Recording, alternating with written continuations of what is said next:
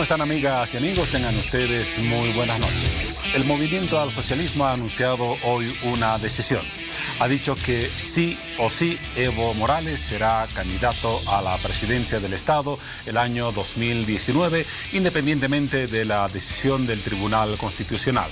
Y además ha anunciado el partido oficialista que el próximo jueves comenzarán movilizaciones primero en Cochabamba y luego en otras capitales departamentales para apuntalar esta decisión. Una decisión que se suma a lo que dijo hace pocos días el canciller del Estado, Fernando Huanacuni, quien dijo que Evo Morales seguirá siendo presidente del Estado el año 2025. Una decisión política y una perspectiva de movilizaciones que seguramente va a enardecer el ambiente político del país y será uno de los temas importantes de esta semana y de los siguientes días. Queríamos hacer referencia a esta importante decisión al principio de hora 23. Les damos la más cordial bienvenida a todos ustedes y desde luego a Paola con otro tema que será abordado en alguno de los sectores de nuestro programa. Paola, buenas noches.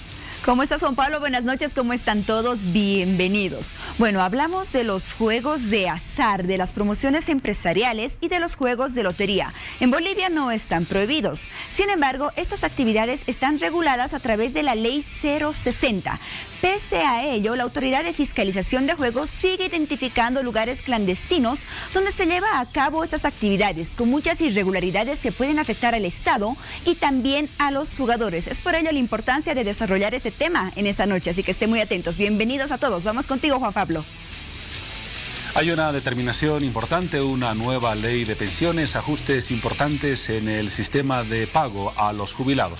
Un tema que nos interesa a todos, a los trabajadores activos y desde luego a quienes ya están fuera de la actividad laboral por las implicaciones en cuanto a valores, a montos de pensiones. Tendremos una entrevista especial con Víctor Hugo Rosales, no con él. Él hará una entrevista a un especialista que nos hablará del tema y de las decisiones que al respecto ha asumido hoy el gobierno. Bueno, las enfermedades hereditarias no solamente se presentan en las personas, también pueden afectar a los animales. Se han detectado alrededor de 500 enfermedades de ese tipo en ellos.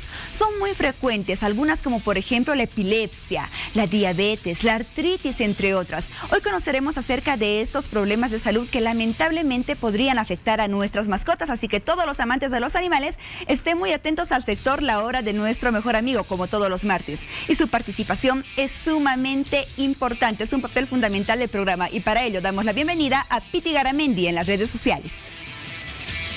¿Cómo estás, Paola? Buenas noches, amigos, ¿cómo están? Hoy hablaremos de la Ley 060 de juegos de azar y lotería y usted ya puede participar en la siguiente publicación. Bueno, desde el año 2010 nuestro país cuenta con una ley que regula los juegos de azar y también los juegos de lotería. Es momento de conocer más acerca de ello.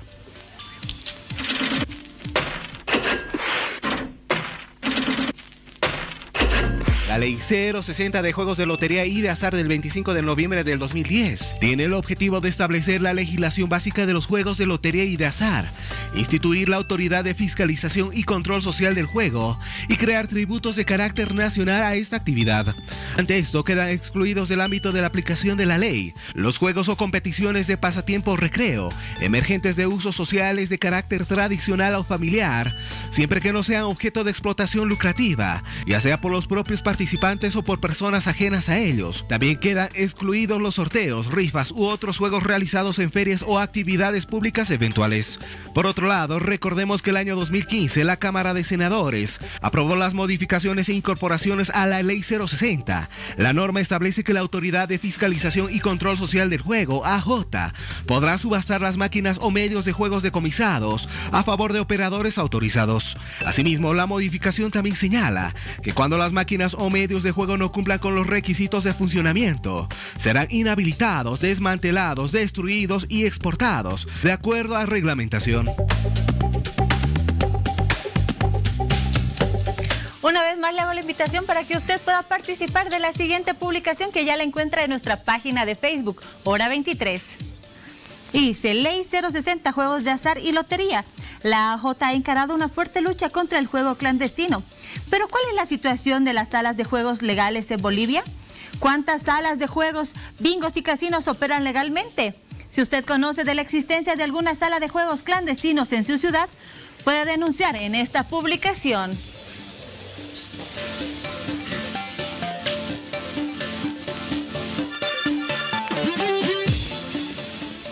Hasta aquí les hemos presentado parte del menú informativo de esta jornada en Hora 23. Comenzamos a partir de este instante a detallar los temas que fueron anunciados y que forman parte de esa agenda preparada para ustedes. Y queremos comenzar la primera media hora del programa con un tema que quizás no forme parte de la agenda frecuente o periódica en los medios de comunicación, pero es un tema que interesa a todos los bolivianos por la participación del Estado, por el interés de muchos y muchos ciudadanos en él.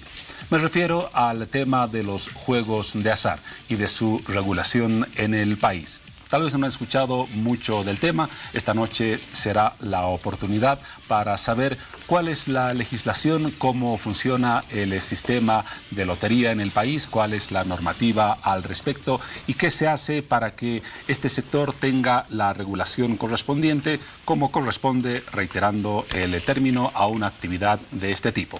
Y para hablar de este tema contamos con dos importantes invitados a quienes damos la bienvenida.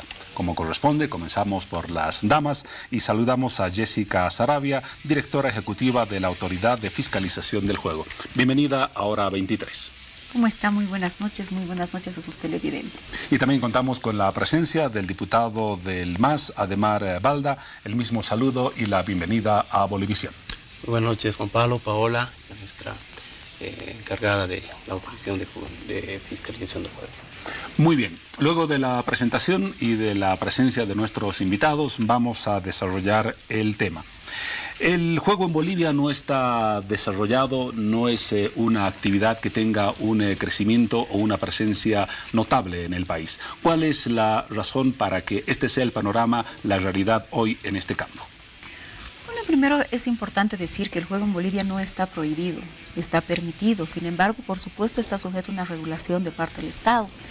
No olvidemos que ha habido una época en Bolivia donde había muchos casinos, por ejemplo, ¿no es cierto?, que no reportaban inclusive a ciencia cierta los montos de dinero que había que pagarse. Y obviamente como una política, en realidad nuestra norma vigente, que es la Ley 060, establece requisitos que deben cumplir quienes se quieren dedicar tanto a los juegos de azar como a lotería, pero además el tema de las promociones empresariales. Actividades estas que se encuentran dentro de nuestra competencia. En el tema de azar, evidentemente, no es una actividad que se haya desarrollado porque hemos tenido el cuidado como Estado de poder establecer los antecedentes sobre los cuales las personas que han requerido cumplan con las condiciones legales. En primera instancia, cumplir con la documentación legal que acredite que hay una empresa conformada, que se haga responsable y garantice, obviamente, que las personas que realizan esta actividad vayan a tener un retorno, que es una de las primeras, es decir, como Estado garantizar la transparencia. Enseguida vamos a hablar de los detalles y de las características del funcionamiento de esa actividad. Usted ha mencionado una ley muy importante, la Ley 060, que regula las actividades del sector. Como diputado y parlamentario, ¿cuáles son las características fundamentales de esa norma de una manera muy sintética? ¿Cuáles son los aspectos principales de esa regulación?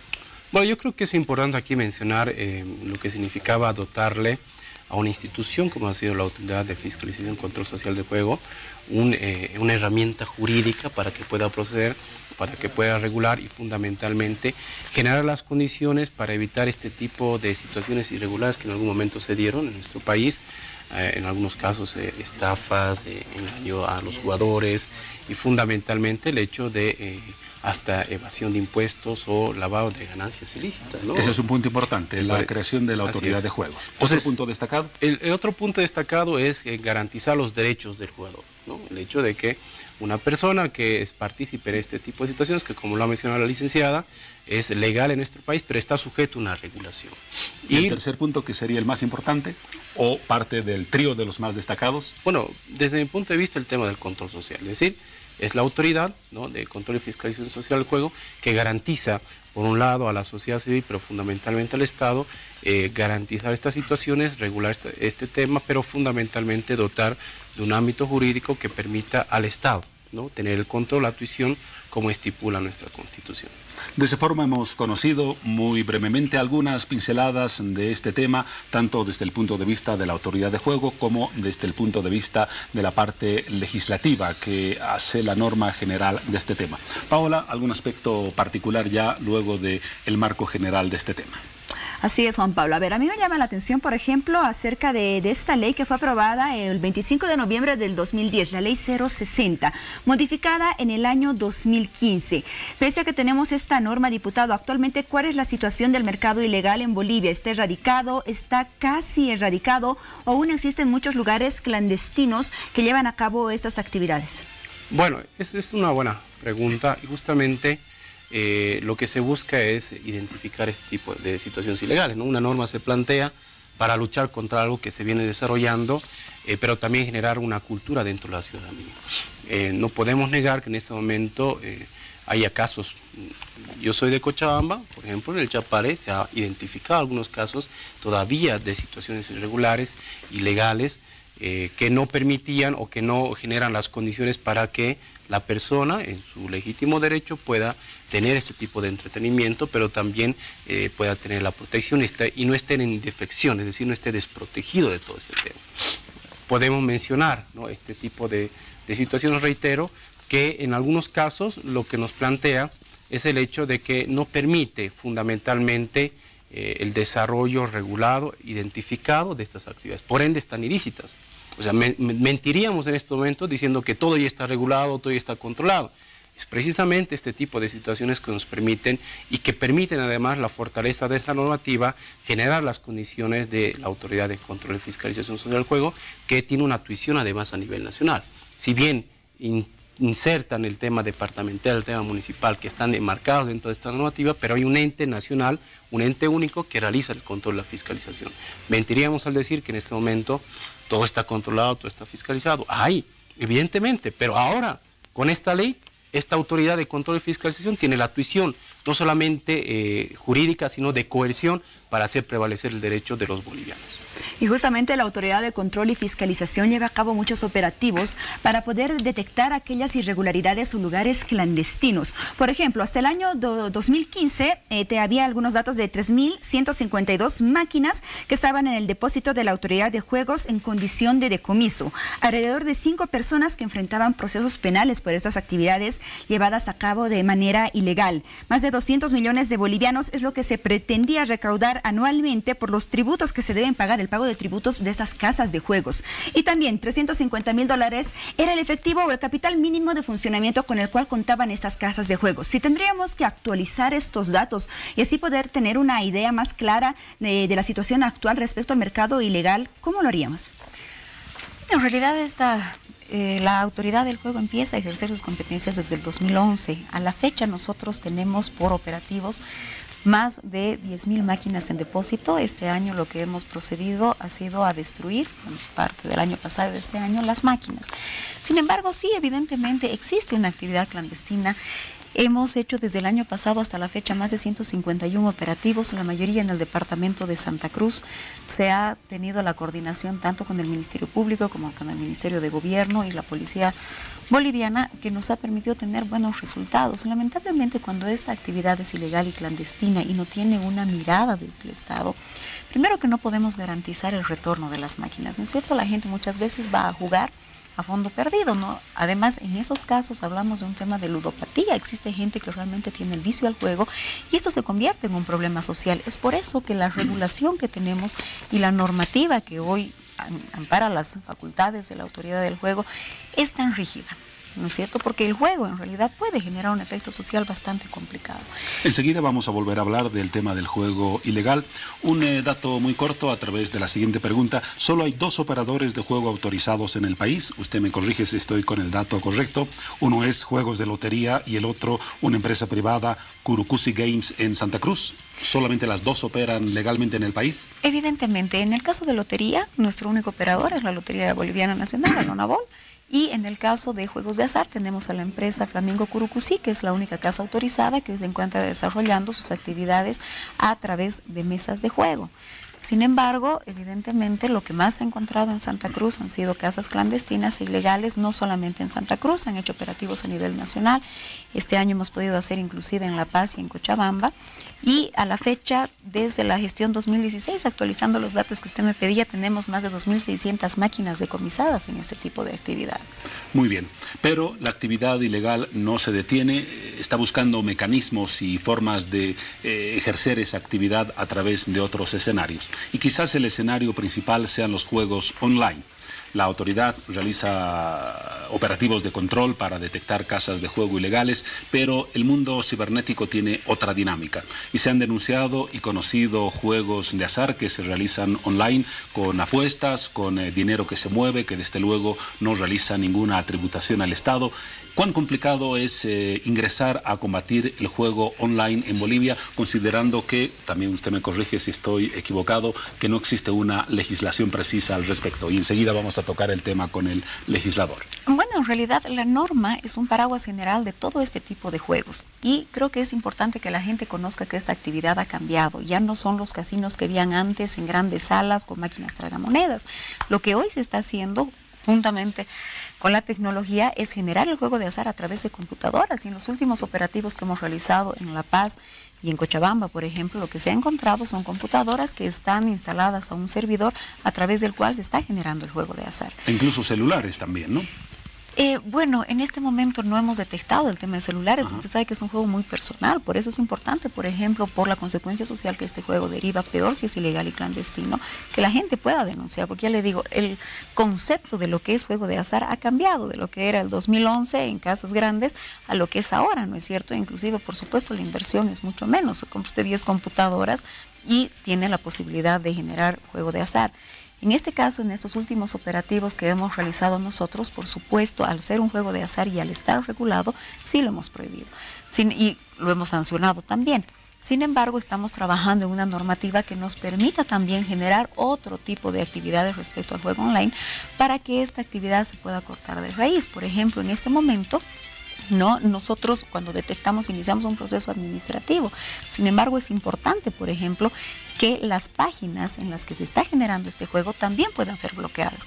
De las últimas intervenciones hemos podido detectar que muchos servidores se encuentran en otros países, entonces eso nos está llevando a que nosotros podamos generar una normativa en la cual estamos en análisis que nos permita tomar acciones sobre lo que es la extraterritorialidad de este juego, que en la región se ha convertido en un problema, porque usted entra a las computadoras y resulta que el servidor está en Malta, está en Rusia.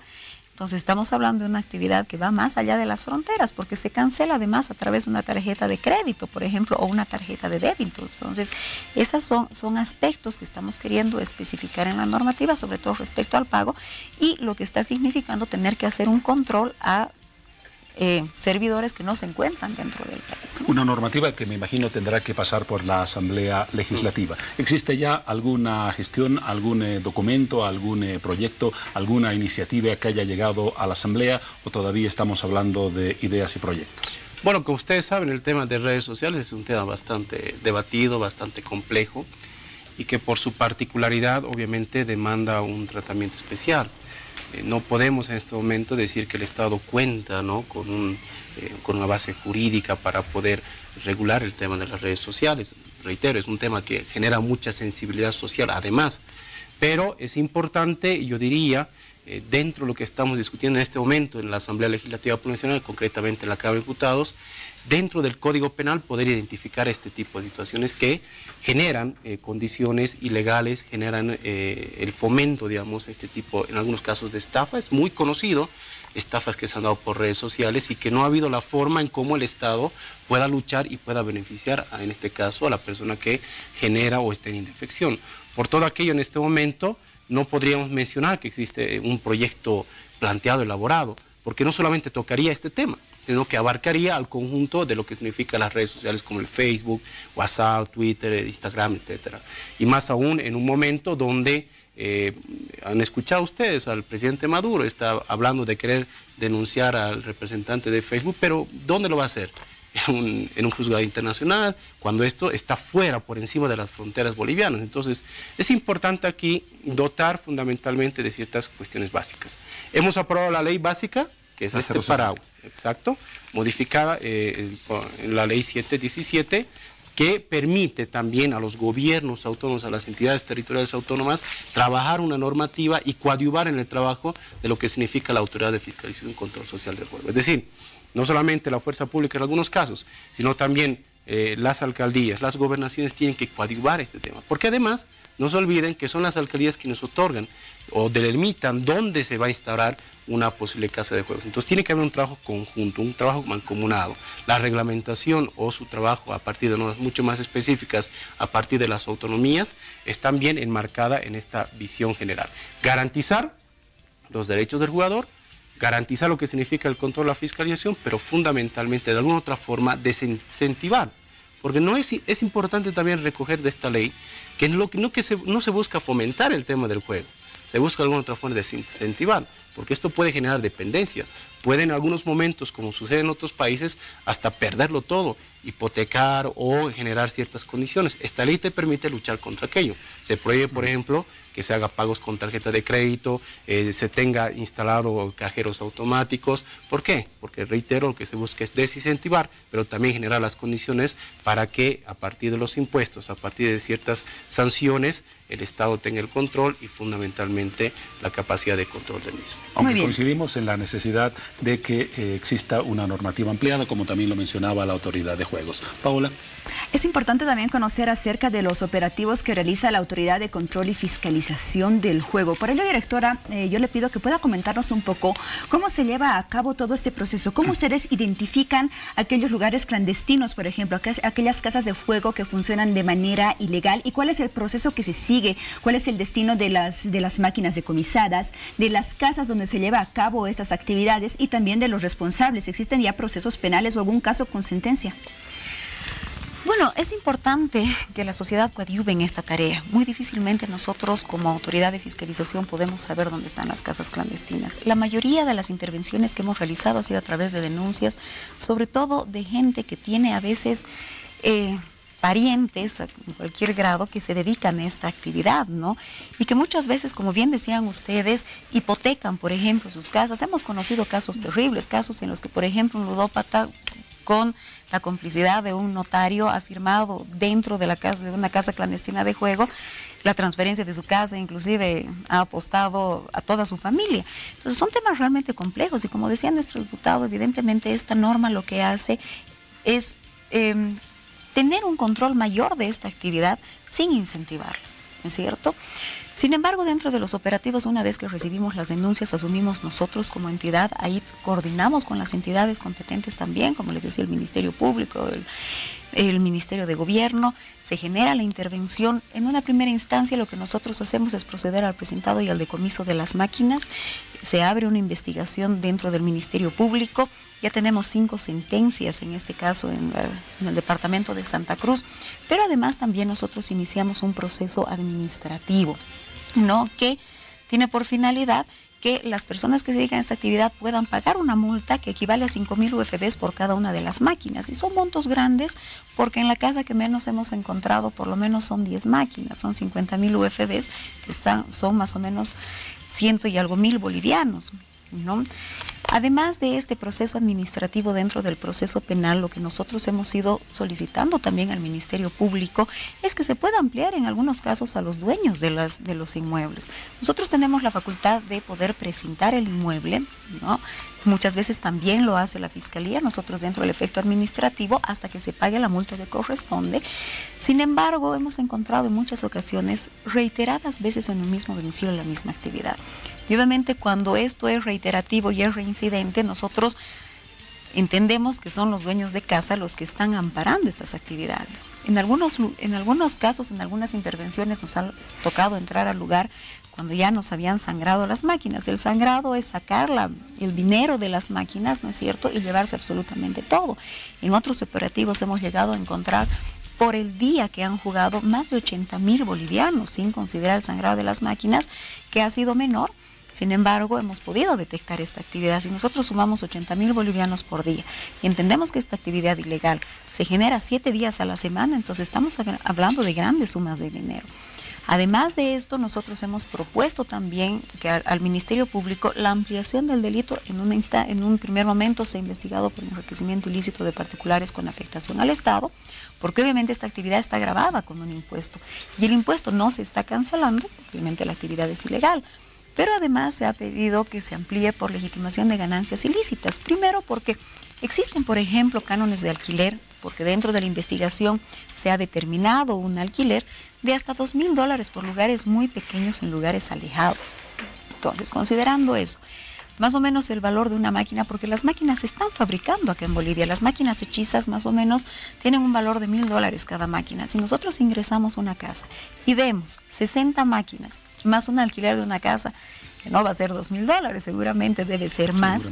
Entonces, ahí tendrán que explicar las personas cuál es el origen también de ese dinero, ¿no es cierto? Porque, como también se mencionaba en un inicio, esta actividad, además, de acuerdo a las normas GAFI, es una actividad que puede generar lavado de dinero. Entonces, nosotros estamos pidiendo que esas investigaciones se amplíen y, obviamente, las personas que dan en arrendamiento sus casas para que se genere esta actividad también tengan responsabilidad. Porque, obviamente, en este caso, yo creo que el dueño de casa sabe para qué se está dando el inmueble, ¿no es cierto? Y alguna vez, pues, por lo menos para ir a cobrar el alquiler, genera algún tipo de control.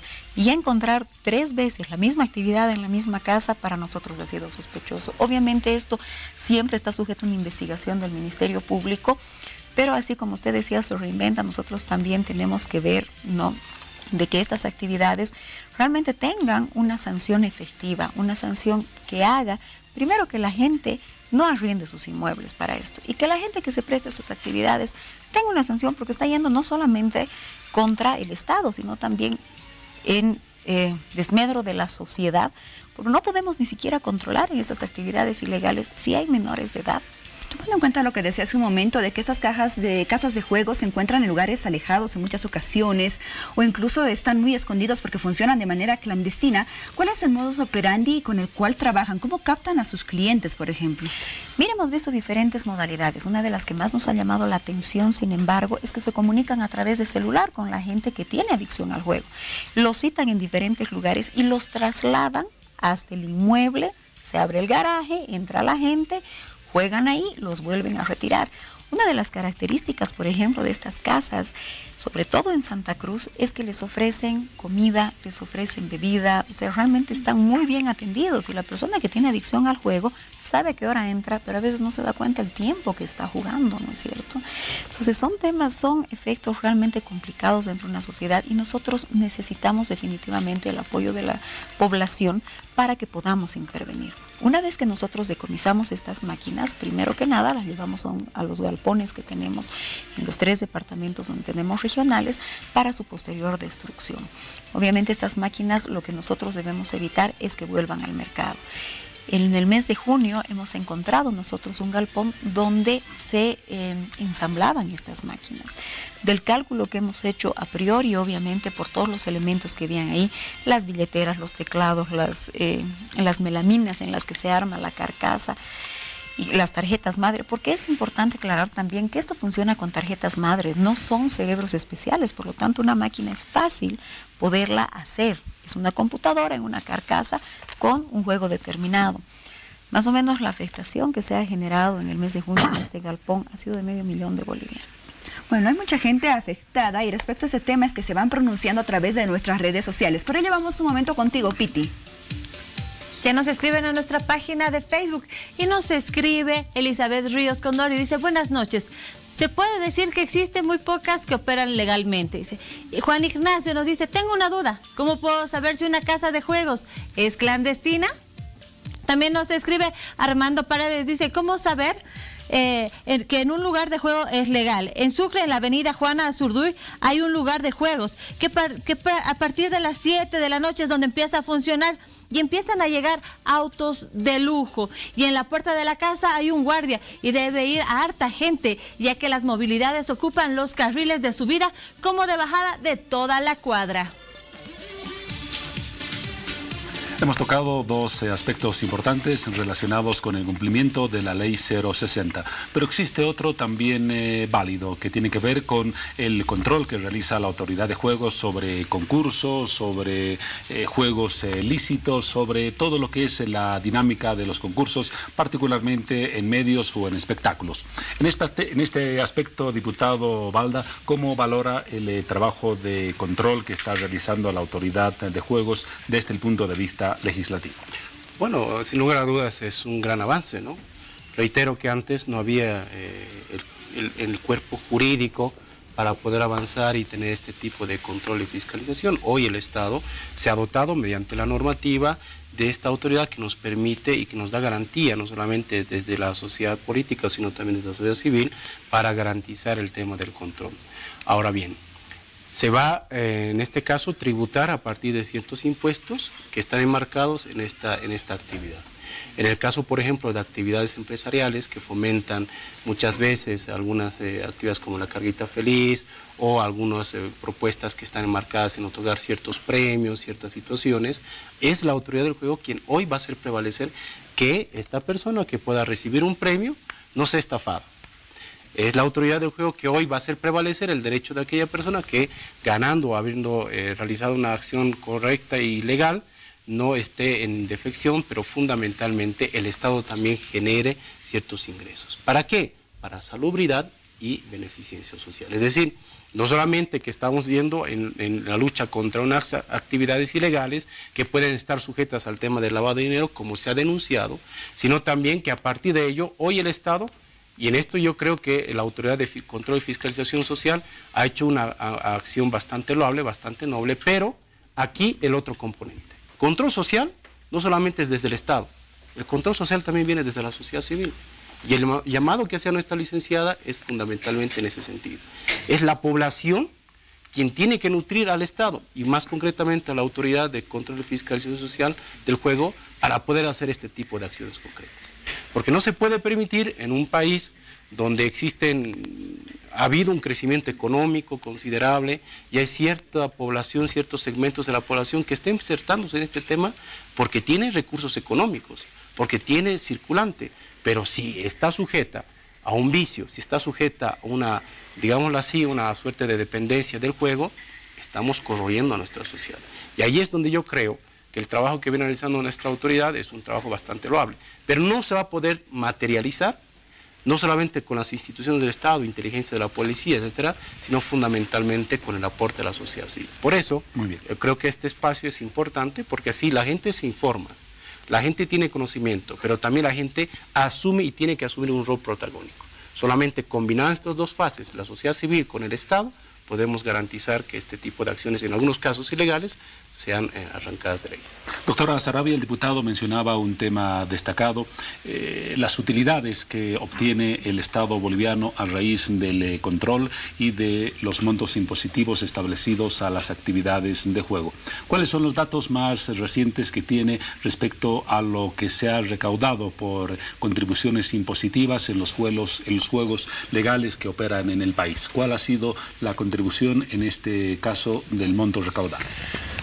Bueno, la ley 060 establece diferentes impuestos en relación a lo que es el juego de azar y lo que son las promociones empresariales. En realidad nosotros lo que hacemos dentro de las promociones empresariales, sobre todo, que es la mayor cantidad de impuestos que se recaudan, es aprobar un proyecto con ciertas condiciones que después las fiscalizamos justamente para evitar que hayan estafas y para garantizar el derecho de quienes generan estas actividades. Sin embargo, nosotros no hacemos el cobro directamente de los impuestos. Este es un cálculo que lo hace el Servicio de Impuestos Nacionales, ¿no es cierto?, porque es la entidad recaudadora en realidad. Lo que nosotros hacemos es autorizar estas promociones empresariales y sobre esa autorización establecer el 10% del impuesto que se paga sobre el valor del premio que se está otorgando, ¿no? Bueno, el tema de las promociones empresariales también es una actividad que está dentro de nuestras competencias y que en realidad por definición lo que busca es vender más, ¿no es cierto?, aumentar las ventas, fidelizar a los clientes, aumentar los clientes, y esto sí es una cosa que se difunde a veces masivamente dentro de las redes sociales. Y nosotros lo que hemos hecho desde la Autoridad de Fiscalización del Juego para garantizar que estas promociones sean transparentes es primero dentro de nuestra página web existe un icono que te aparece cuando entras, en el que están detalladas todas las promociones empresariales autorizadas a nivel nacional. Muchas veces ha pasado, y es importante tal vez recomendarle a la gente que pueda acceder a nuestra página web, porque muchas veces ha pasado, y sobre todo con los jóvenes, que son los que más generan este tipo de actividades. Los niños a los papás, cuando ven algo, ¿no es cierto?, novedoso, que se va a entregar un muñequito, son los que insisten, obviamente con una ilusión de poder acceder al premio. Entonces, en este caso, lo que nosotros hemos hecho con esa página es evitar que la gente pueda participar de promociones empresariales que no tienen autorización. Las promociones empresariales que no tienen autorización también se sancionan, porque es una forma de garantizarle a la gente que está participando de esta actividad, que está participando primero en igualdad de condiciones, ¿no es cierto? Y que va a recibir además el premio que ha sido ofertado. No nos olvidemos que antes de la legislación y que antes de que el Estado tenga una participación respecto a esta actividad, o el premio ya estaba destinado a una persona que tenía relación con la empresa que estaba generando la actividad, o en su caso, dentro de las fotografías o de la publicidad que se hacía de los premios, ofrecían un celular de última generación, y cuando llegaban a dar el premio eran esos celulares negritos, por ejemplo, que obviamente obsoletos, ¿no es cierto? No había quien garantice que realmente se cumpla. Hoy la autoridad del juego, primero, evita que la gente sea estafada, garantiza la transparencia de la igualdad de oportunidades al cumplir las condiciones de la gente que participa, es decir, cualquiera ahora que participe y cumple los requisitos puede ser acreedor a un premio. Y tercero, genera también la transparencia respecto a esa ilusión que tienen todos los jóvenes. No nos olvidemos que las redes sociales hoy en día se han convertido en algo fundamental en los jóvenes, y lo que nosotros queremos evitar es que ellos justamente sean engañados con su participación. Pero por el otro lado también, lo que estamos haciendo para que las empresas puedan estar dentro de la normativa, porque nosotros como autoridad del juego solamente tenemos 3 regionales: La Paz, que se hace cargo de Oruro y Potosí, Cochabamba, de Sucre y Tarija, y Santa Cruz de Beni y Pando. Lo que hemos hecho para que todas las empresas que quieran hacer promociones empresariales no tengan que acudir a nosotros y se marquen en la norma, también ha sido elaborar una plataforma AJ en línea que les permita a las empresas hacer sus promociones empresariales a través del Internet, con requisitos mínimos del Internet. Entonces, lo que queremos es garantizar un servicio a las empresas para que estén dentro de la norma, y por el otro lado garantizarle a la ciudadanía la transparencia que existe cuando nosotros intervenimos y fiscalizamos este tipo de actividades. Agradecemos la palabra. ¿Algo más que agregar? Sí, una última pregunta. Respecto al juego de la lotería, directora, ¿dónde comienzan las funciones de lo que es la autoridad de control y fiscalización y dónde culmina? Porque este es uno de los juegos más conocidos y que cuenta con mayor participación de la población. Y para finalizar, en caso de saber de estas situaciones ilegales o cualquier irregularidad en los juegos, ¿cuáles son las instancias correspondientes donde se deben plantear las denuncias? Bueno, en el caso de la lotería también hace muchos años han habido algunas actividades que inclusive se han televisado, que han negado la transparencia de este tipo de actividad, ¿no es cierto? Sin embargo, ahora la lotería se encuentra fiscalizada por nosotros. Cada uno de los sorteos que genera la lotería está autorizado por la autoridad del juego, ¿no? Últimamente se han estado haciendo, por ejemplo, loterías por los aniversarios de los departamentos. Todo eso pasa por nuestra fiscalización, y nosotros fiscalizamos desde la emisión de billetes, cuando los billetes se anulan para que no entren dentro de los sorteos. Hacemos la verificación de los bolillos, el momento en que se vaya a generar el momento del sorteo. Estamos también presentes muchas veces en los mismos sorteos. Vamos a fiscalizar nosotros que el sorteo se lleve con toda la transparencia, y obviamente también la lotería está muchas veces sujeta a una fiscalización para poder determinar la transparencia desde el inicio, que empieza con la emisión de los billetes, hasta la conclusión del sorteo. Agradecemos a la doctora Saravia por las orientaciones y por la información de lo que está haciendo la autoridad de juegos. Y tal vez una referencia importante respecto a lo que mencionaba: visitar la página web de esta institución para verificar cuáles son los concursos.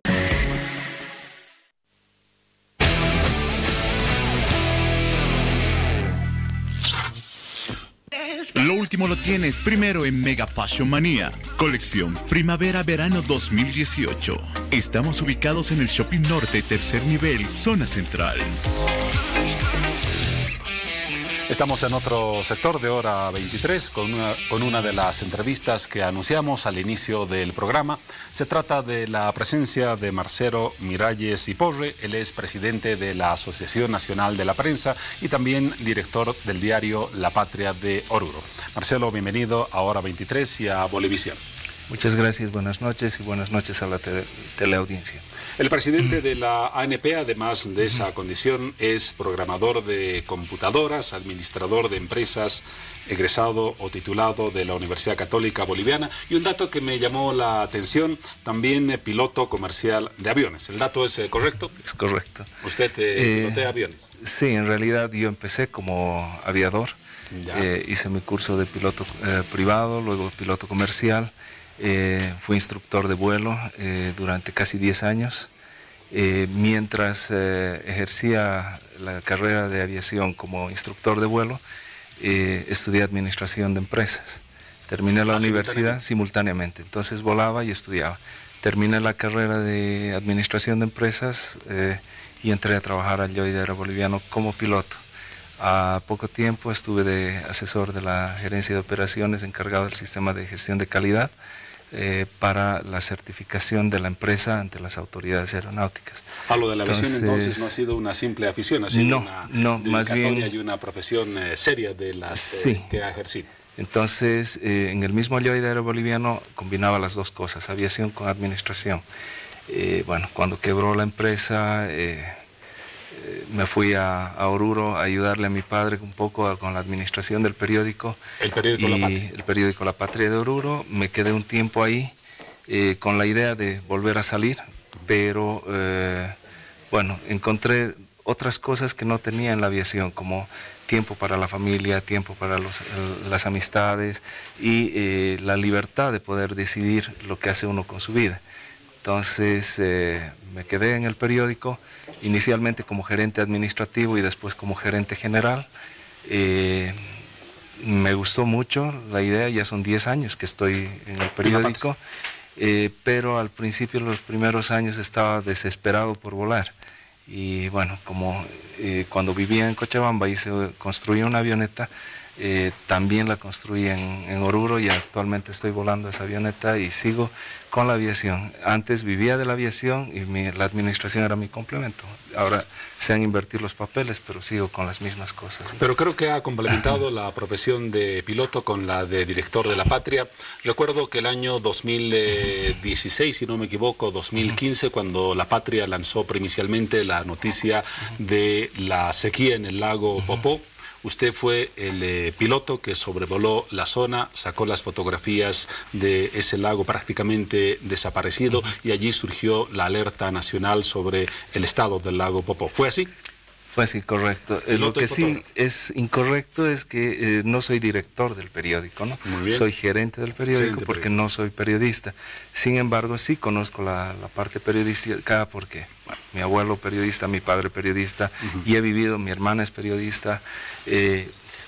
Bueno, respecto al lago Popó, tuvimos la denuncia de los comunarios, donde nos decían que el lago había desaparecido y nos decían que las autoridades no les creían. Entonces nos reunimos con la dirección y con la jefatura de redacción del periódico y dijimos, ok, busquemos la verdad. Y mandamos 2 expediciones. Una la hicimos por aire, y si yo estaba volando la avioneta, me fui con uno de los periodistas, y por tierra mandamos otra comisión para que vayan a certificar lo que se había dicho. Muy bien, entonces ahí fue útil y se asoció la profesión de piloto con la de gerente del periódico La Patria para esa cobertura. Exacto, hicimos toda la cobertura y después tuvimos varias llamadas de medios internacionales, vinieron de Univisión, información, ¿verdad? De un montón de lugares, ¿no? Muy bien.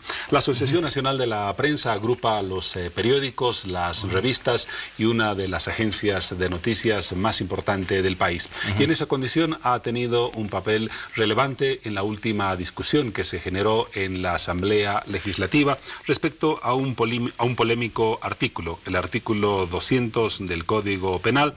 Felizmente para las organizaciones periodísticas se llegó a un acuerdo con la presidencia de la Cámara de Senadores y también con la presidencia de la Cámara de Diputados para excluir de una figura de mala praxis a los periodistas. El nuevo artículo señala que la persona que en el ejercicio de su profesión cause daños a la salud de otra persona por imprudencia, negligencia o impericia será sancionada con reparación económica y cumplimiento de instrucciones judiciales, pero en esta figura no ingresa la profesión de los periodistas. ¿Qué significa para la ciudadanía el hecho o el logro de haber llegado a este acuerdo con el órgano legislativo? Bueno, vienen dos puntos separados, ¿no?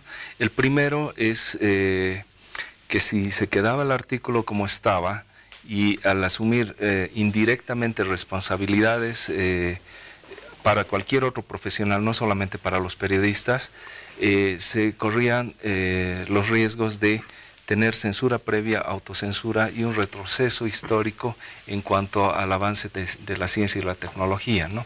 Porque ¿qué tenía que hacer un periodista para poder no entrar en ese artículo? Simplemente no decir lo que no conoce. Un ejemplo, sale un nuevo producto, asumiremos que es la cura contra el cáncer.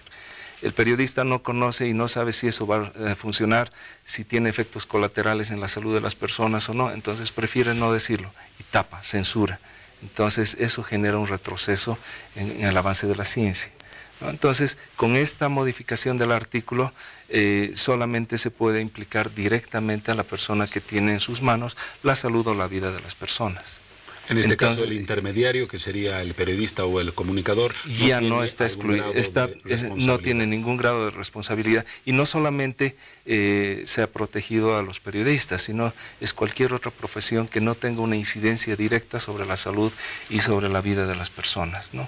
Porque si vemos el artículo, no hay una exclusión directa para periodistas, es una exclusión para todos los profesionales que no tienen una incidencia directa sobre la vida o la salud de las personas. ¿Y los médicos no dirán, nos han cargado todo el bulto de la responsabilidad en este tema? Tal vez sea una visión parcial, pero ¿cuál es su punto de vista al respecto? Es que no es solo para los médicos, también existen casos como el que hubo de mala praxis de una persona que no tenía el título de médico y realizó una liposucción, hubo una persona fallecida justo en esos días de la negociación. Entonces, esto va más allá, ¿no? O sea, es quien tenga en sus manos la vida o la salud de las personas directamente, sean médicos, enfermeros, ingenieros civiles o cualquier otra profesión que tenga en sus manos la vida y la salud de las personas, ¿no? Lo cual no excluye a los periodistas y a los comunicadores de un tratamiento responsable de informaciones delicadas que tengan que ver con el tratamiento, con la vida de las personas. Bueno, hay otras figuras legales que ya están dentro del Código Penal, ¿no? Como es el homicidio culposo o las lesiones culposas, pero este es un tratamiento bastante amplio, es un tratamiento jurídico, sin embargo, no hay responsabilidad directa para quien no tenga responsabilidad. Por ejemplo, no puede asumir responsabilidad sobre un profesional sobre cosas que en las que no tiene control, ¿no? Por ejemplo, si ha dicho esta pastilla es buena porque esta es mi fuente y eso lo dice esta persona y alguien se muere porque tomó esa pastilla, no puede ser responsabilidad del periodista, porque el periodista no es una persona erudita en todas las materias o en todos los ámbitos del conocimiento y la ciencia, entonces no puede saber, para eso él tiene que confiar en su fuente, entonces no puede haber una implicación directa. ¿no? Ahora, si él está manipulando la vida o la salud de una persona, entonces sí. La figura cambia. ¿No? Entonces ha existido un acuerdo feliz de las organizaciones periodísticas, no solamente la ANP, con las autoridades del órgano legislativo, y el tema ya está zanjado. Conocemos también en otro campo que la ANP ha propuesto mejorar la redacción del artículo 296 del Código Penal, que actualmente protege la libertad de pensamiento y sanciona el cierre de medios impresos. ¿En qué consiste esa propuesta de mejora? Sí, es correcto. El artículo 296 tenía ciertas limitaciones en la protección. Hablando claramente, tenemos la protección a la libertad de pensamiento, pero la libertad de pensamiento a través de medios de comunicación o a través de medios de difusión y nada más. Entonces, lo que se ha incorporado ahora es que la protección viene para cualquier medio de expresión. Ejemplos, vamos con teatro callejero, pintura, dibujo, escultura, danza, cualquier medio de expresión humano está protegido a través de esta norma. El segundo punto que se ha ampliado es que había una protección para los medios impresos, para revistas y para periódicos. Quien impida la circulación de estos medios tenía sanciones. Ahora se ha ampliado a medios audiovisuales, digitales y electrónicos, ¿no? Entonces, la protección y el paraguas que protege esto es mayor, ¿no? Entre estos se encuentran las redes sociales, páginas de internet y cualquier otro medio de difusión, ¿no? Y se ha incorporado un nuevo punto que es la protección al libre acceso a la información, ¿no? Que sí estaba garantizada por la Constitución Política del Estado, pero no estaba incluido en el artículo 296. Elementos en definitiva que benefician al ciudadano común. Exacto. En realidad no es solamente una protección para periodistas, sino es un derecho de todos los ciudadanos, el derecho a estar informados, ¿no? Ahora, en cuanto a técnica, se está cambiando el artículo de posición. Ahora es el artículo 192 en el nuevo Código Penal, ¿no? Muy bien. ¿Serán estos acuerdos de las últimas semanas una coincidencia fugaz con el poder? Porque las relaciones no han sido precisamente buenas entre los medios de comunicación o la ANP con el gobierno y con el órgano legislativo. ¿Confían en que sea una coyuntura duradera o tienen escepticismo de que esta armonía, entre comillas, se prolongue en otros temas? Bueno, en realidad no creo que haya una ruptura como tal, ¿no? Como ANP nosotros somos muy duros con el problema, pero no tenemos líneas políticas. La mayoría de los periódicos que forman parte de la ANP son medios independientes, ¿no? Sin tendencias políticas.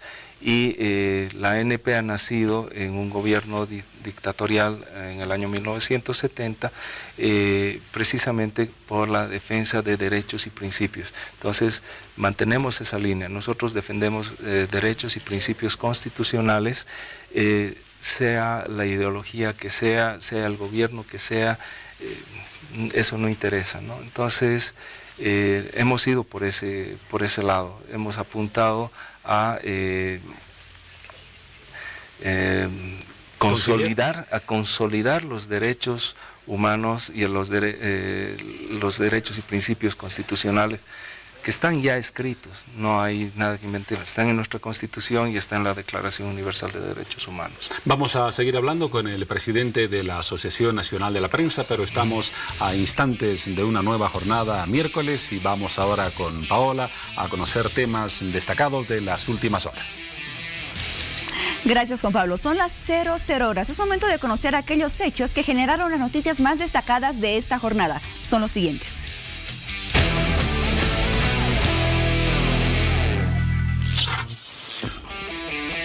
Este martes, diputadas de oposición exigieron a la Cámara de Senadores modificar el artículo 294 del proyecto de Código del Sistema Penal, referido a la sanción para quienes se atribuyan los derechos del pueblo.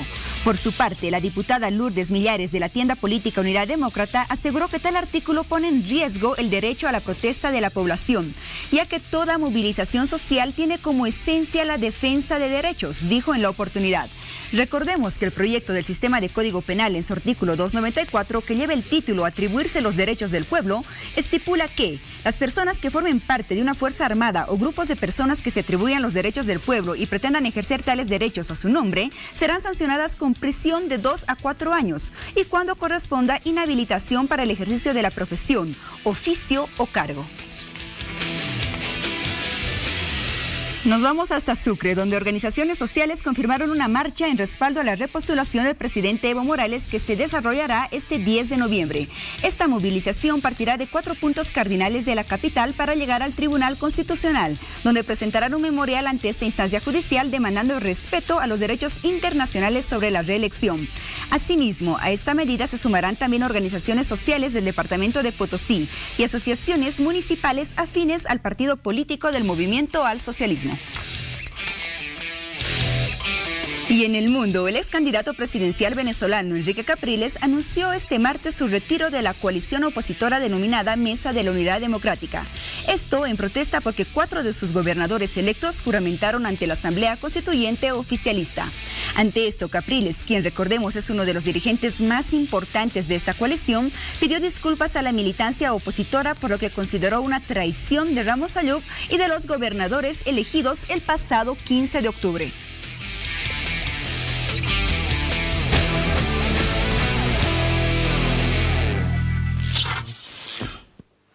Marcelo Miralles, presidente de la Asociación Nacional de la Prensa. Una de las preocupaciones más destacadas de la ANB en los últimos tiempos respecto a los medios escritos, que es precisamente el campo de su actividad, ha sido la cuestión de la publicidad y también de las obligaciones impositivas. ¿Qué se ha avanzado o cuál es el estado de estas dos preocupaciones respecto a su vigencia? Bueno, no se ha avanzado gran cosa. Seguimos con las mismas normas. Tenemos 8 leyes que nos obligan a publicar espacios gratuitos y eso es un costo adicional para las empresas de comunicación, en este caso para los periódicos, nos significa un montón de papel. Incluso hay algunas de estas leyes que especifican lugares estratégicos dentro del periódico.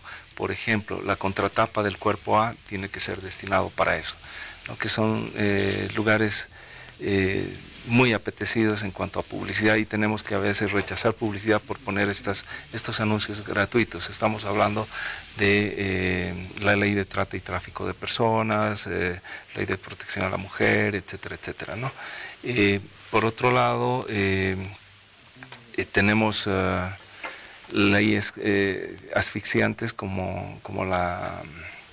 en la parte impositiva, ¿no? En la parte impositiva, bueno, tenemos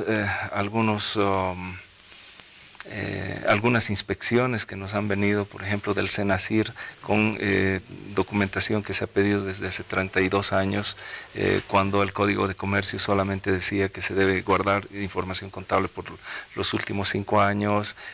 Hay una ampliación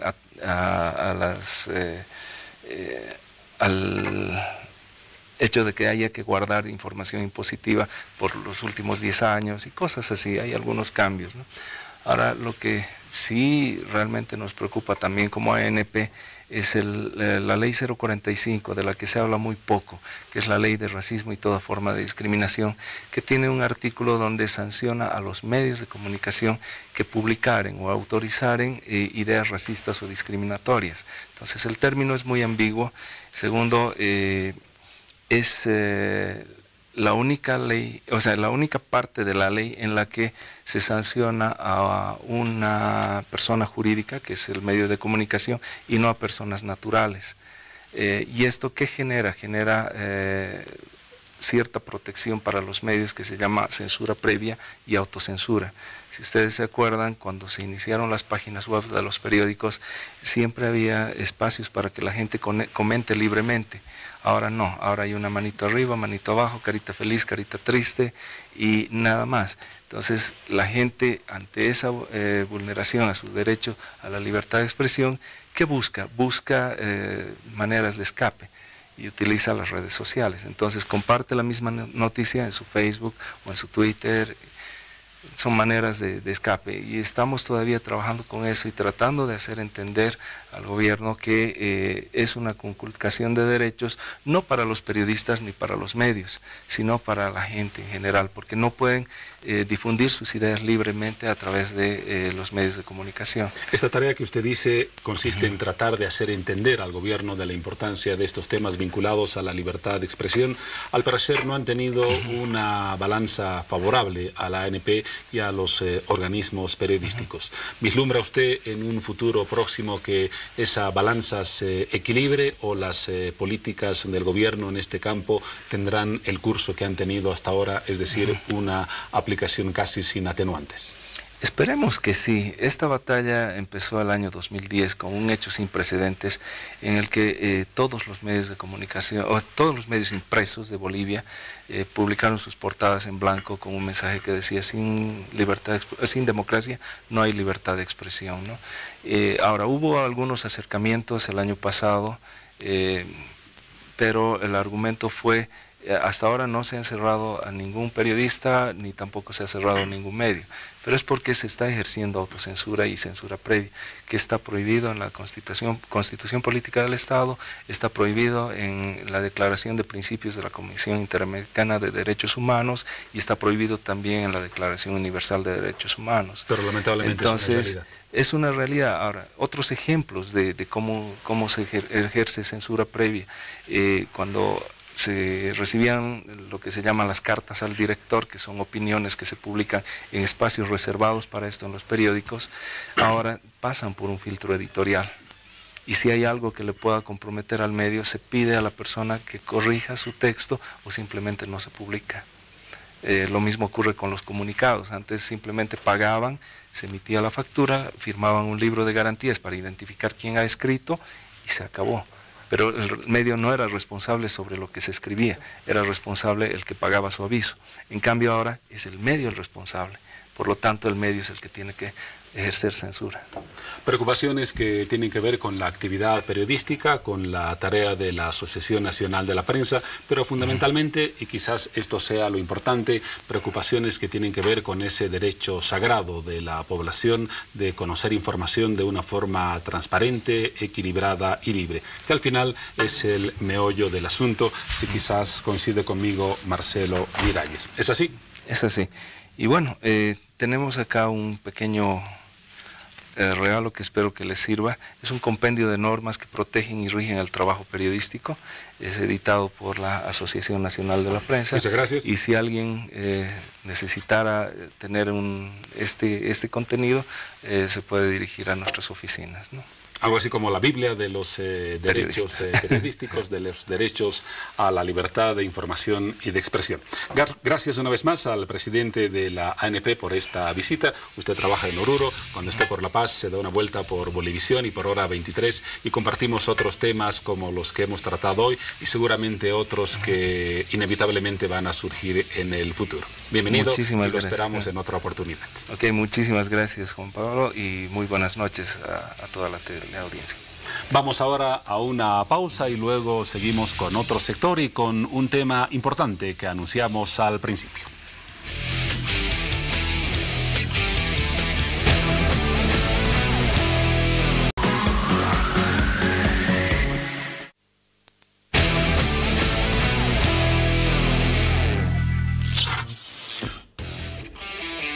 Las 00:14, la hora en este instante.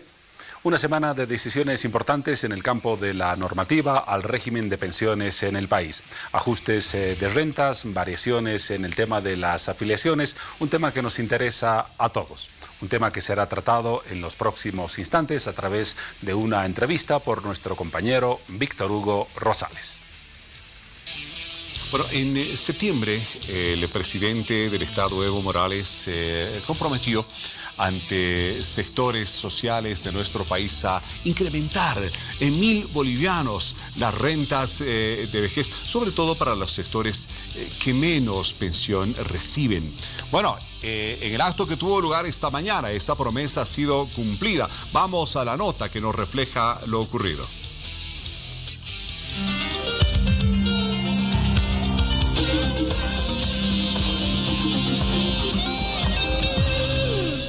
Este martes, en horas de la mañana, el presidente Evo Morales promulgó la norma que modifica los artículos 17 y 131 de la Ley de Pensiones. Este cambio incrementa los límites solidarios de la pensión de vejez. El acto se llevó adelante en instalaciones del Banco Central de Bolivia.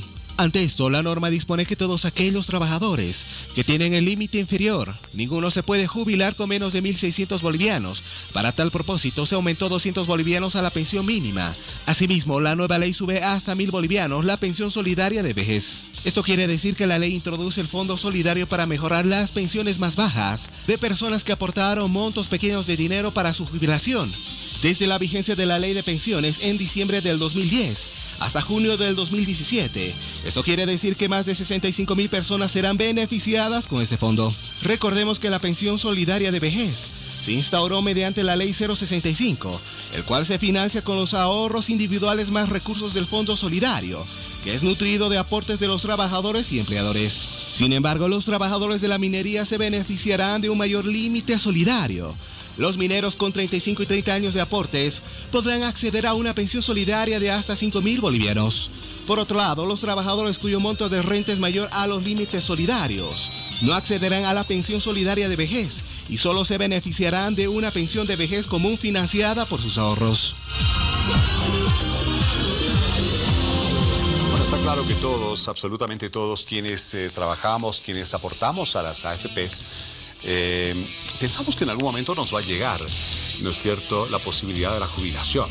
Y vamos haciendo cálculos, pero de un lado y del otro, para ver cuánto dinero finalmente nosotros podremos obtener como renta de vejez cuando cumplamos los 60, 65 años, quizá más. Alguna gente trabaja mucho más. Bueno, el anuncio que ha hecho hoy el presidente del Estado es muy importante para los sectores, sobre todo de menos ingresos. ¿De qué sectores estamos hablando? ¿Cómo se va a proceder a ese incremento en su renta? Todas estas dudas las vamos a despejar esta noche con nuestro invitado, a quien tenemos en hora 23 ya en nuestros estudios, Alfredo Rada, viceministro de Coordinación con los Movimientos Sociales. Viceministro, qué gusto, buenas noches. Buenas noches, igualmente el gusto es mío y muchas gracias por la invitación. A ver, viceministro, hay una ley ya vigente hace algunos años por la cual se crea este fondo solidario, ¿no?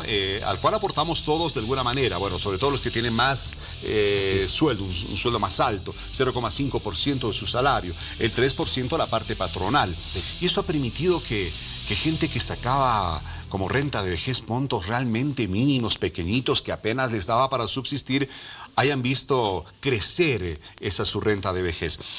¿En qué medida esto aumenta todavía más la posibilidad de generar una renta mayor todos los meses para esta gente?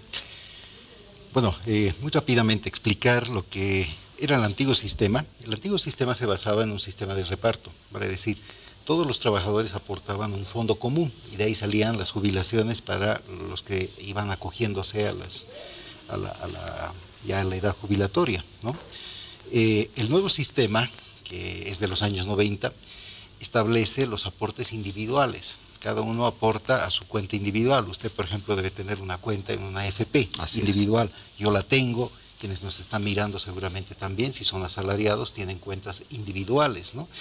Y por lo tanto, el sistema instaurado en los años 90 se basaba ya no en un sistema de reparto, en un fondo común, sino en cuentas individuales. Pero se vio con el correr de los años que esas cuentas individuales no lograban dar rendimientos ni pensiones jubilatorias acordes a lo que uno en activo ganaba como sueldo.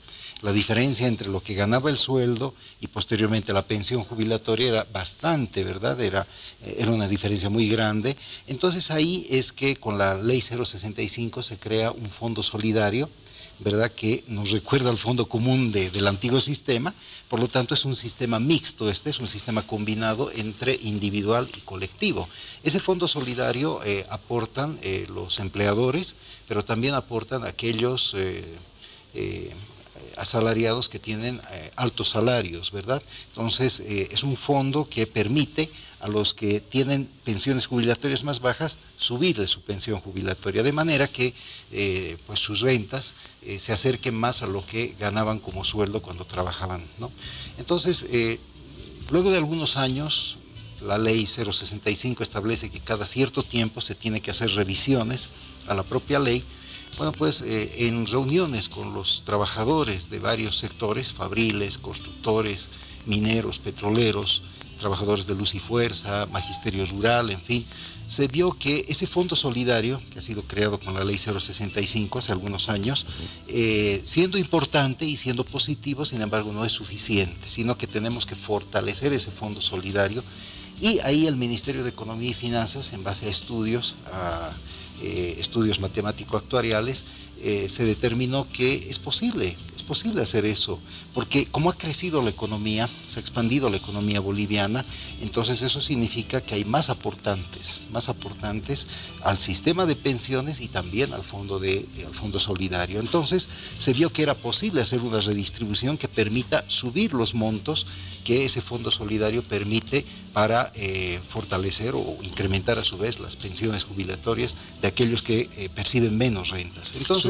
subir montos, viceministro, pero sin tocar los porcentajes ya establecidos de aporte al Fondo Solidario. Sigue siendo 0,5% para los empleados que ganan un salario razonable y 3% para los empleadores. Eso no ha subido. Eso se mantiene. Solo que el aporte es un poquito más grande. Sí, eso es importante decirlo, ¿no? Porque tal vez algún televidente está pensando, bueno, ahora me van a incrementar el aporte que hago al Fondo Solidario, o algún empleador, algún empresario está diciendo, bueno, ahora voy a tener que aportar más. No. Se mantienen los mismos niveles de aporte al Fondo Solidario. Lo que pasa es que, exactamente como usted ha dicho, la torta es más grande porque ha habido una expansión económica y eso permite una mayor cantidad de aportantes al sistema de pensiones y por lo tanto permite una mejor redistribución. Y eso es justamente lo que se ha hecho. Se ha redistribuido ese Fondo Solidario de manera que pues beneficie fundamentalmente a los trabajadores que tienen menores salarios y por lo tanto menores expectativas de pensiones jubilatorias. Bueno, la norma establece que en el límite superior, nos dice, la renta se va a incrementar de 1.660 a 2.000 bolivianos con 20 años de trabajo. Con 25 de 2.290, 2.630. Con 30 años de 2.700 a 3.330 y con 35 años de contribuciones de 3.200 a 4.200 bolivianos. Límite superior. ¿A qué nos estamos refiriendo con esto y a dónde van estos ejemplos que mencionaba el ministro de Economía? Bueno, son los sectores a los que beneficia precisamente, ¿no? Como usted sabe, la ley de pensiones establece que debe haber un mínimo de 10 años de aportes, ¿no? Eso significa que pues 120 aportes, ¿no? Debe tener una persona, que hay que calcular 12 aportes por año, por 10 años son 120 aportes, y eso es lo mínimo que se debe aportar al sistema de pensiones. Pero hay personas que han trabajado más tiempo, ¿no? Han trabajado 15, 20, 25 años, más tiempo incluso. Entonces esas personas van acumulando más aportes, por lo tanto su cuenta individual va subiendo. Pero lo que pasa es que hay casos en los cuales, si bien aportan todos los meses, sus sueldos no son tan elevados y por lo tanto su aporte a su jubilación no es tampoco elevada. Entonces, justamente se creó el Fondo Solidario para beneficiar a esas personas, ¿no? Aquellos que tienen sueldos más elevados, pues no tienen tanto este problema, por lo tanto no se benefician con este Fondo Solidario. Pero sí estamos pensando en los sectores que que tienen menores salarios y por lo tanto menor expectativa de renta jubilatoria. Entonces, con el acuerdo y con la ley que se ha promulgado hoy día, precisamente se permite ese fortalecimiento y ese incremento, pero, repito, sin afectar a los actuales aportantes, se mantienen los mismos niveles de aporte. Lo que ha pasado es que la torta es más grande y por lo tanto se puede redistribuir mejor. Bueno, 85% del sector laboral del país, alrededor de 2 millones de personas, reciben un salario de 6.000 bolivianos. y se van a beneficiar, de acuerdo a esta información que daba el viceministro de Pensiones, Óscar Ferrufino, con los 4.200 bolivianos de renta después de 35 años de trabajo. O sea, para ir directo al ejemplo que la gente seguramente está esperando, si usted gana 6.000 bolivianos, ¿no es cierto? 35 años de trabajo, se jubilaría con 4.200 bolivianos de acuerdo a la aplicación de esta nueva ley que se ha presentado esta mañana. Que es más o menos el 70% del salario, ¿verdad? Que es una expectativa razonable y muy buena en términos incluso internacionales, ¿no? Fíjense, televidentes, acá en Bolivia estamos debatiendo cómo fortalecer los sistemas de pensiones, cómo mejorar las rentas jubilatorias. Y resulta que en países, incluso en Europa, lo que están discutiendo es cómo alargar la edad de jubilación. Ya no es a los 60 o a los 65, ahora han incrementado a los 68 años. Acá en Bolivia es a los 60 años, e incluso en algunos sectores que tienen trabajos de alto riesgo, como por ejemplo el sector minero, pueden jubilarse a los 58, ¿no? Entonces, realmente eso muestra no solo la fortaleza económica de nuestro país en relación a otros países, sino también las posibilidades de redistribución de esa riqueza que se va generando día a día. Entonces, de verdad que lo que ha pasado esta mañana es muy buena noticia para los trabajadores, ¿no? Especialmente para aquellos que tienen menores sueldos y bueno, todos aquellos que van, como por ejemplo el magisterio, ¿no? El ejemplo que ponía el ministro de Economía esta mañana es del magisterio, ¿no? Hay trabajadores del magisterio, maestros, que están años de años trabajando, aportando, y sin embargo cuando les toca jubilarse, pues su pensión jubilatoria es bastante baja en relación a su sueldo. Por eso es que optan por no jubilarse y siguen trabajando y siguen trabajando. Esta mejora, ¿no? A través del Fondo Solidario, esta mejora en sus pensiones va a permitir también que esas personas, cuando llegue la edad, se jubilen y dejen ese puesto, ¿no es cierto?, para otra persona más joven. Entonces es también una manera de incentivar una rotación en el empleo, pero preservando los derechos laborales y sociales. Viceministro, ¿no ha sido planteado por los movimientos sociales la posibilidad de que se cambie una figura que está actualmente vigente en el cálculo de las pensiones en el país, aquella que hace que para uno obtener su renta de jubilación tiene antes que hacérsele un cálculo de expectativa de vida que va prácticamente hasta los 110 años? ¿No? Evidentemente, si uno quiere jubilarse a sus 60, todo lo que ahorró durante toda su vida, ¿no es cierto?, tendrá que ser calculado distribuyéndose entre los 50 años, porque la expectativa de vida se calcula hasta los 110. No ocurre solamente en Bolivia, ocurre también en otros países. Pero aquello obviamente reduce significativamente la posibilidad de la pensión de vejez que pueda obtener una persona, siendo que apenas 14 de cada 1.000 personas llegan a superar los 80 años en Bolivia. ¿No se ha analizado la posibilidad, quizá con lo que se viene con la nueva gestora, viceministro, de reconsiderar esa variable de cálculo que no le está obviamente siendo beneficiosa al rentista? Sí. En esto yo quiero ser mesurado, pero al mismo tiempo optimista. Eso del cálculo de los 110 años es un término extremo, ¿no? Es decir, es una parte del cálculo que se hace, no es en todos los casos, ¿no? Pero lo que ha pasado hoy día, es decir, un diálogo entre gobierno y trabajadores, que ha dado como resultado una norma favorable a los trabajadores, ¿no? Que es lo que se ha promulgado esta mañana. Abre también otras posibilidades, ¿no? Y entre ellas, cómo mejorar aún más nuestro sistema de pensiones, considerando todas las modificaciones que se han hecho ya para bien. Entonces, por supuesto, estos temas sí, en algún momento seguramente serán debatidos, pero siempre preservando la sostenibilidad del sistema, ¿no? Porque estamos hablando de un sistema de pensiones que debe durar por décadas, y el cálculo que hizo el Ministerio de Economía y Finanzas respecto a la sostenibilidad de este fondo solidario bajo estos nuevos parámetros que se aprobaron esta mañana por ley, pues establece que es sostenible por 28 años, ¿verdad? Entonces hay que ver a largo plazo. Entonces, preservando la sostenibilidad del sistema, sin poner en riesgo ese sistema de pensiones, si es que es posible mejorar algunos otros aspectos, siempre en beneficio de los jubilados actuales y de los futuros jubilados, ¿no?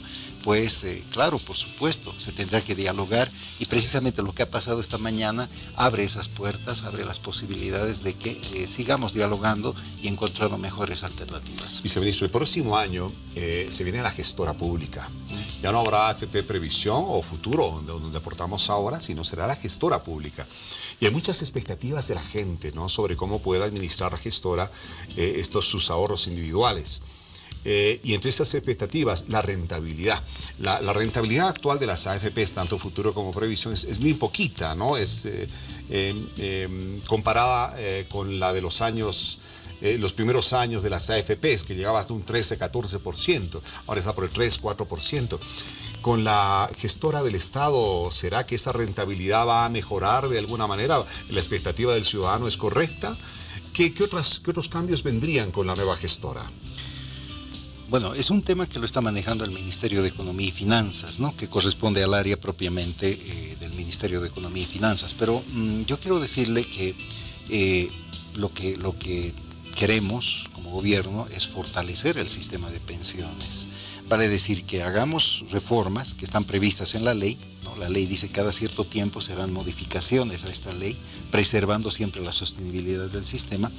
Nuestra intención como gobierno es que, sentándonos con los trabajadores, hagamos reformas positivas a la ley, al sistema, de manera que pues, estos aspectos, rendimiento, inversiones, administración, en fin, todo aquello se vaya mejorando. Entonces yo le puedo decir que pues todos estos temas sí son parte del diálogo que tenemos, un diálogo constante con los trabajadores, que son los principales interesados, ¿verdad?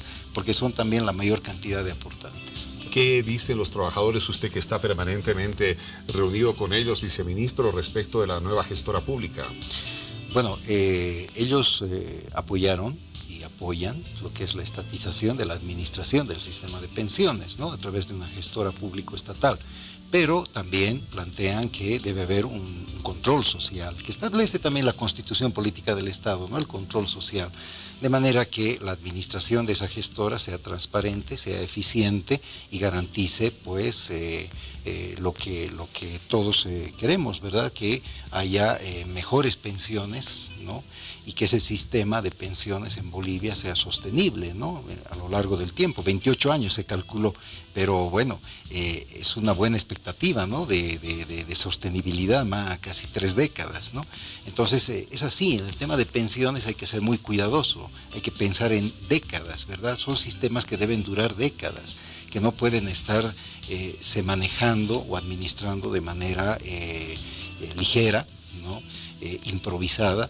Y por supuesto la intención del gobierno es que en el momento en que empiece a trabajar la gestora pública de pensiones, que recién va a ser el próximo año, pues lo haga en los mejores términos. Bien, viceministro, yo quiero aprovechar la condición suya como viceministro de coordinación con los movimientos sociales. Está sacando chispas un artículo en las últimas horas que está dentro del proyecto del nuevo Código de Procedimiento Penal, que está en debate en la Cámara de Diputados. Artículo 294, respecto de las movilizaciones, las protestas. Y de repente surgen voces que, no, se va a penalizar las protestas, va a entrar a la cárcel gente que esté motivando movilizaciones y protestas de entre 2 y 4 años.